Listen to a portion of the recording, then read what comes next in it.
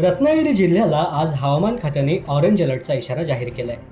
समुद्र किनारपट्टी भागामध्ये वाऱ्याचा वेग वाढल्या असल्या कारणामुळे आता जून महिन्यामधील सर्वात मोठे उधाण आता पाहायला मिळते। त्यामुळे कोकण किनारपट्टी लगत समुद्रामध्ये 4.5 मीटरच्या उंच लाटा उसळत आहेत। ही दृश्य दापोलीमधील पाचपंढरी गावातील आहे।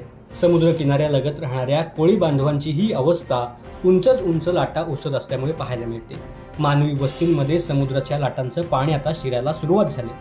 वेळोवेळी प्रशासनाकडे या कोळी बांधवांनी घरालगत बंधारा बांधून देण्याची मागणी केली होती, मात्र पाचपंढरी ग्रामपंचायत आणि प्रशासन त्यांच्या मागणीकडे अजिबात लक्ष देत नाहीये का, असा प्रश्न आता निर्माण झालाय।